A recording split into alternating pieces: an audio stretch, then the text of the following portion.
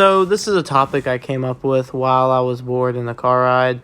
And I know you're thinking, who fucking comes up with something like this? Me. But it's actually pretty interesting because a lot of people don't really know anything about Chojuro as much as people would know stuff about Deathstroke. Now, the fight I'm discussing is Chojuro, specifically from Boruto, because, he became Mizukage and, way more powerful than Shippuden. Now, he is the weakest Kage to pretty much ever exist. This isn't really a topic I think I'd be debated over. But nonetheless, he's still strong as shit because he's a Kage. And as much as Boruto apparently doesn't want us to believe, being a Kage actually still means something, even if you're not famous for it, like Naruto or some shit. But even with him being this fucking weak, you would still give someone like Deathstroke a real run for his money. But I feel like I should give a rundown about Chojuro and Deathstroke, but more importantly Chojuro, because again, I feel like not a lot of people know about what Chojuro's about and what he can do and shit. And even I had to do some research before this because I had a basic idea of what he was capable of, but not full one because he gets no screen time at all. In Naruto and Boruto, just no screen time. But yeah, let's just go over some of the shit this guy is capable of. Now, let's start back from when we first meet him, which is the 5 Kage Summit of Shippuden, where even then he was a member of the 7 Ninja Swordsmen, and that's something that people don't really give enough credit, because the 7 Ninja Swordsmen were really powerful dudes. Like, they really were no joke, and even then he was regarded as one of the best swordsmen, if not the best in the Mist, which is why he was chosen as not only the Mizukage Mei, whatever the fuck, her bodyguard during the 5 Kage Summit, but eventually got chosen by her to become the next Mizukage. But, that's later down the line. Anyway, I mean, in the Kage Summit, his sword skills were so good that he was able to knock Sasuke with the Susanoo activated, like, clean through the wall. Well, I mean, like, he didn't break the Susanoo or anything, but it's still impressive nonetheless. But overall, that's all we can really gather from Shippuden, because he really gets no screen time at all. So we are just going to skip right over to the Boruto era, where his water jutsu size alone rivals what Kisame's water prison was. You remember when he fought Killer Bee? Yeah, it's like rivals in like the size of that.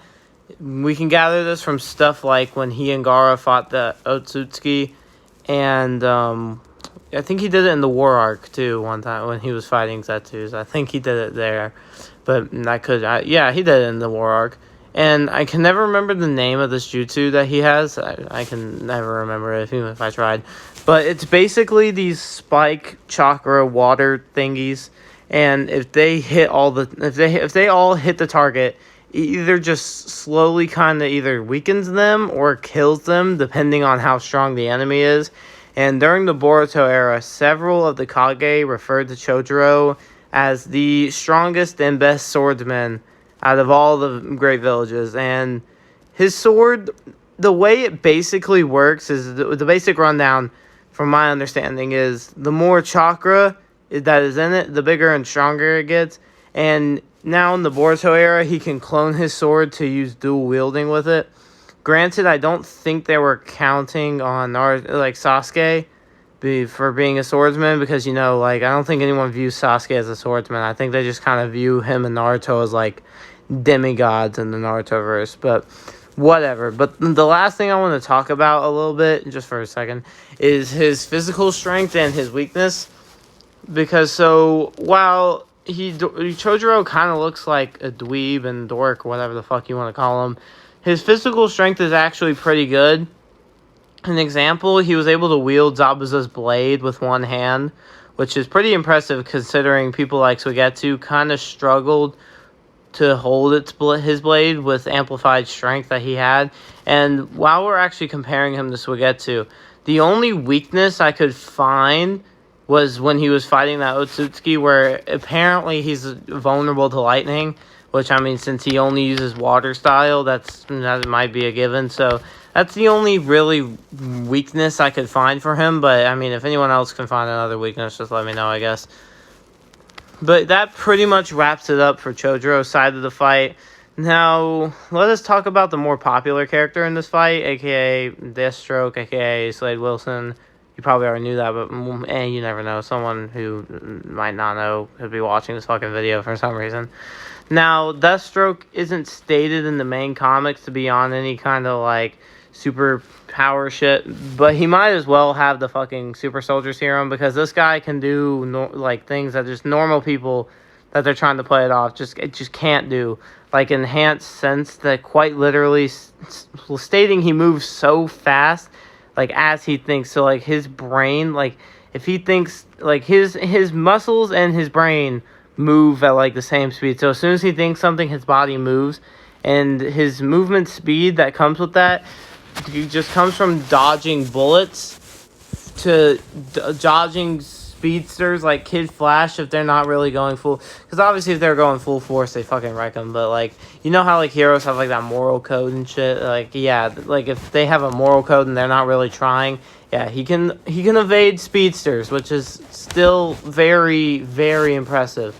And this is relatively important because he has shown that dodging magic from people like Starfire and the Teen Titans. So if he can dodge magic from someone like Starfire, it's not crazy to say that he can dodge several jutsus from Chojuro. Because, I mean, like, it's not like Naruto where he's, like, fucking crazy Usain Bolt speed or some shit. Nah, like, he doesn't move that fast. Like, he's kind of, again, he's the weakest Kage. So, you know, he's not moving that fast. So, it's not crazy to say that, you know, he could dodge several of Chojuro's jutsus. And remember when I said he can clone his sword? Well, I also don't think it's crazy to say that Deathstroke is, in terms of just being a swordsman, is way better at it than Chojuro. But that could be a debate, I guess. I mean, and if we're just talking about plain swordsmanship, I don't think it's crazy to say Deathstroke has his Chojuro beaten in that kind of field. But in terms of whatever missing strength Deathstroke might have, he makes up for it with his armor, because let's just go ahead back to talking about people like Starfire and other magic users. He is able to tank attacks, like, directly from magic. And, of course, his healing factor is also a part of it, which in Ooga Booga Caveman fucking latent terms, basically he can heal from any, like, wound that's non-lethal. Or, you know, obviously he fucking died, but he can basically heal from any wound that's not lethal. And his implied strength that we said earlier, because, again, he has been implied to have super strength, because he's basically a super soldier. Like, this man's basically just Captain America, but, like, a hired assassin. Now, taking everything I've said about both characters, who wins in a fight?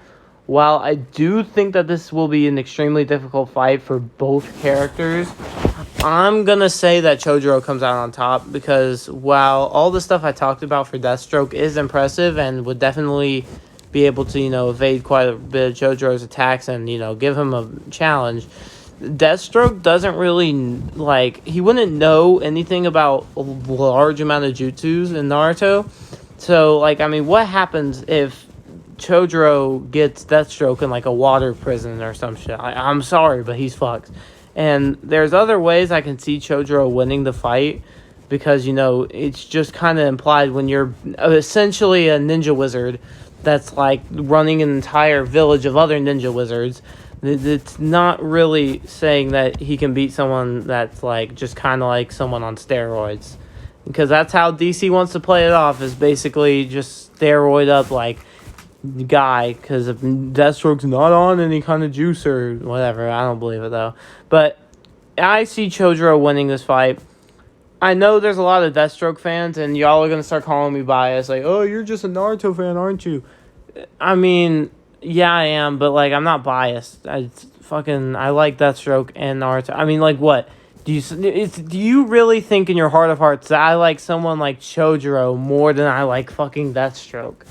Like, would that make any sense to you if I said that? But anyway, if you have some arguments as to why Deathstroke wins this fight, I mean, go ahead and comment. I guess I'll argue with you or something. But anyway, that'll do it for this debate. I'll be up with some more debates in the future. And yeah, see y'all later.